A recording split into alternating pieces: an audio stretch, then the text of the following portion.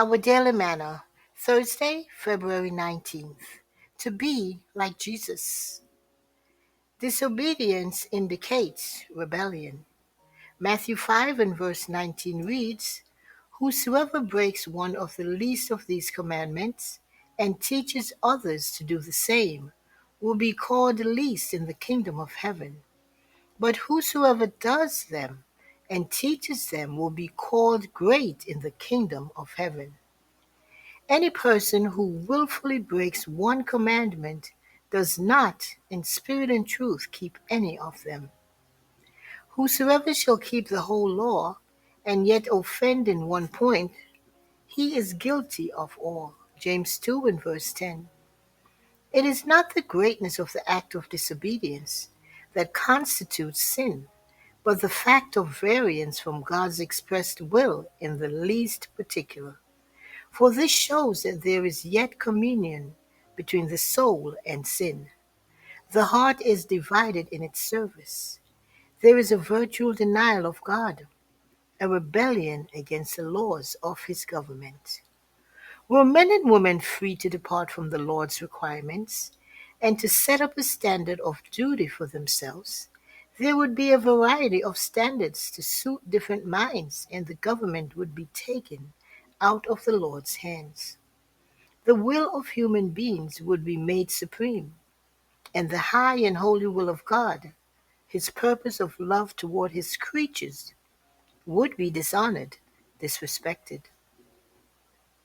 Whenever created beings choose their own way, they place themselves in controversy with God.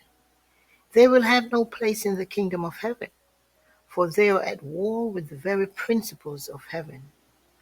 In disregarding the will of God, they are placing themselves on the side of Satan, the enemy of God and humanity.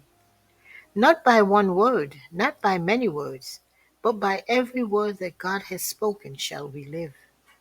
We cannot disregard one word, however trifling it may seem to us, and be safe. There is not a commandment of the law that is not for the good and happiness of men and women, both in this life and in the life to come. In obedience to God's law, his children are surrounded as with a hedge and kept from the evil. Those who break down this divinely erected barrier at one point have destroyed its power to protect them, for they have opened a way by which the enemy can enter to waste and ruin. By venturing to disregard the will of God upon one point, our first parents opened the floodgates of woe upon the world, and every individual who follows their example will reap a similar result. The love of God underlines every precept of his law, and those who depart from the commandment are working their own unhappiness and ruin. Thoughts from the Mount of Blessing, pages 51 and 52. Blessings. Maranatha. Jesus is coming soon.